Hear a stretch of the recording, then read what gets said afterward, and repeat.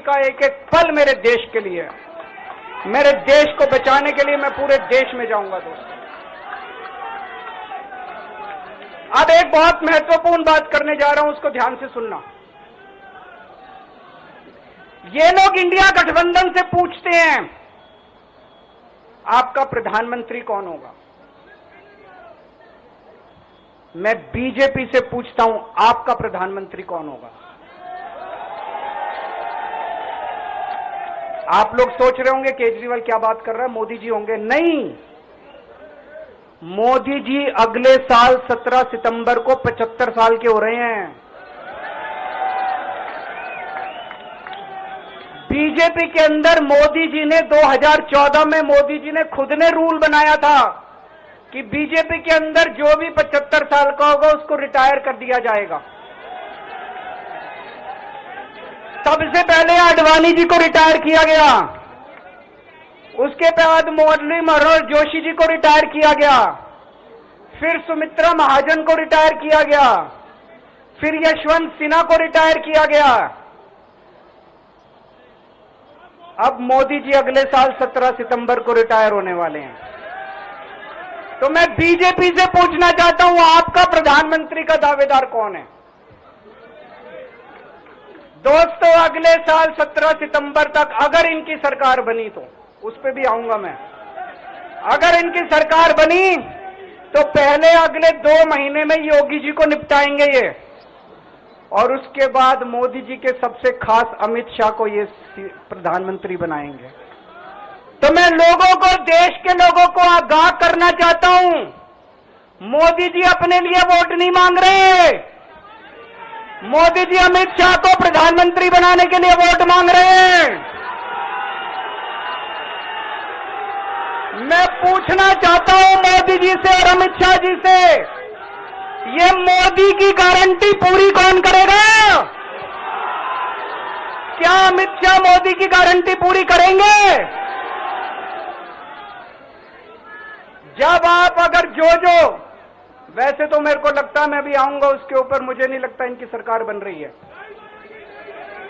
लेकिन जो बीजेपी को वोट देने जाएं वो ये सोच के जाना कि आप मोदी जी के नाम पे वोट नहीं दे रहे, आप अमित शाह के नाम पे वोट दे रहे हैं।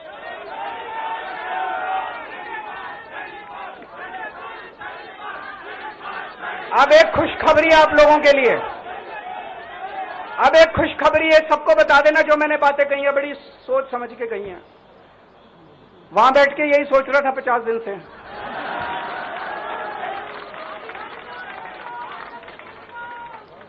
दोस्तों, पूरे देश के मेरे को बाहर निकले हुए 20 घंटे हो गए। इन 20 घंटों के अंदर भी मैंने रात भर में जनता से बात कर रहा था, लोगों से फोन कर रहा था।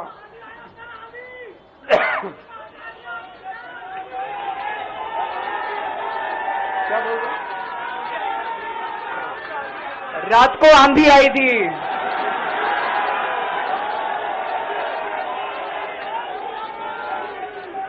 पिछले 20 घंटे में मैंने जो बातचीत करी है, कई बड़े बड़े एक्सपर्ट से बात की, चुनाव विश्लेषकों से बात की, सेफोलॉजिस्ट से बात की, जनता से बात की, फोन पे लोगों से। मेरा अपना आकलन है कि 4 जून के बाद इनकी सरकार नहीं बन रही, मोदी सरकार नहीं बन रही। दोस्तों, अगर मैं गलत हूं तो मेरे को बताना। हरियाणा में इनकी सीट कम हो रही है, राजस्थान में कम हो रही है, कर्नाटक में कम हो रही है, दिल्ली में कम हो रही है, बिहार में कम हो रही है, महाराष्ट्र में कम हो रही है, कर्नाटक में कम हो रही है, बंगाल में कम हो रही है, झारखंड में कम हो रही है। बढ़ कहां रही है? यूपी में कम हो रही है, बढ़ कहां रही है? बढ़ एक भी जगह इनकी सीटें नहीं बढ़ रही हैं। मेरा अपना मानना है, और सट्टा बाजार में भी वो जो चल रहा है, इनकी 220 से 230 के बीच में सीट आ रही है, उससे ज्यादा सीट नहीं आ रही है। मोदी सरकार नहीं बन रही है, केंद्र में इंडिया गठबंधन की सरकार बन रही है। आम आदमी पार्टी उस सरकार का हिस्सा होगी। दिल्ली को पूर्ण राज्य दिलाएंगे, दिल्ली का एलजी लोगों का एलजी होगा, दिल्ली का एलजी दिल्ली वालों का एलजी होगा, गुजरात से आया हुआ है अभी। दिल्ली के लोगों का एलजी होगा, दिल्ली के लोगों का विकास होगा।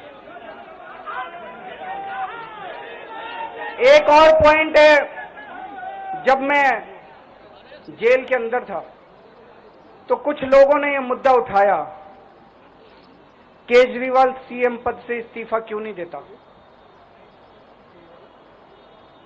दोस्तों, केजरीवाल को कभी किसी पद का लालच नहीं हुआ। मैं यहां मंत्री, मुख्यमंत्री, प्रधानमंत्री ये सब बनने नहीं आया। इनकम टैक्स में कमिश्नर की नौकरी करता था।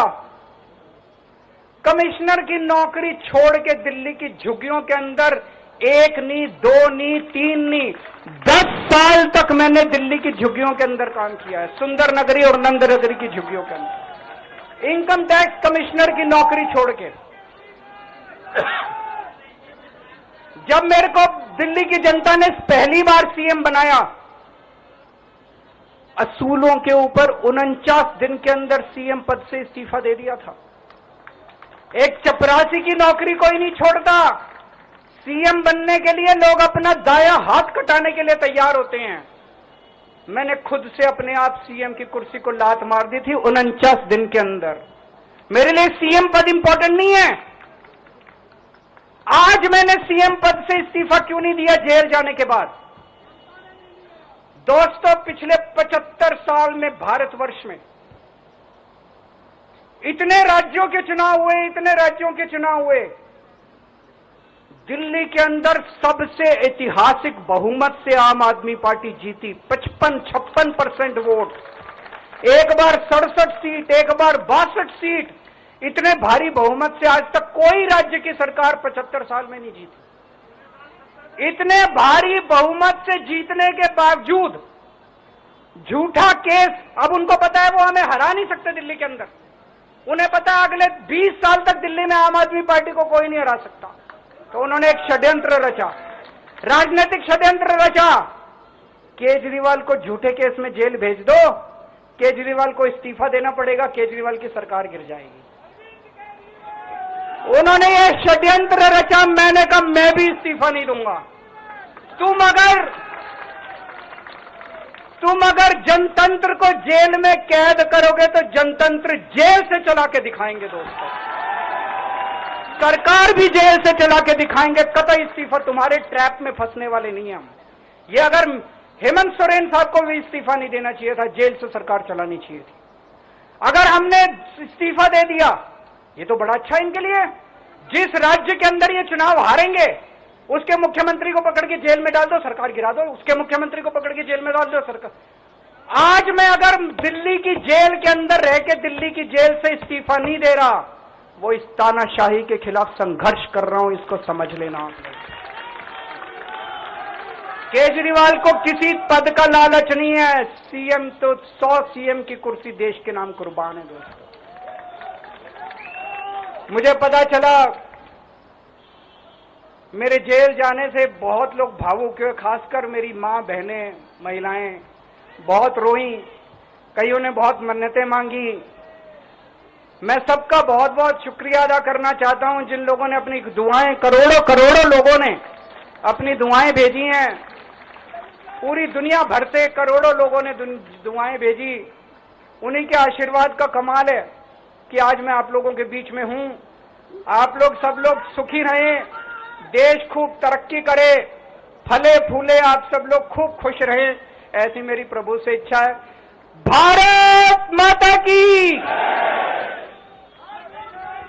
राष्ट्रगान के लिए अपनी जगह पर सभी लोगों से आग्रह है कि खड़े हो जाएं प्लीज। जनगण मन अधिनायक जय हे भारत भाग्य विधाता। पंजाब सिंध गुजरात मराठा द्राविड़ उत्कल बंग। विंध्य हिमाचल यमुना गंगा उज्ज्वल जलधि तरंग। तव शुभ नामे जागे, तव शुभ आशीष मांगे।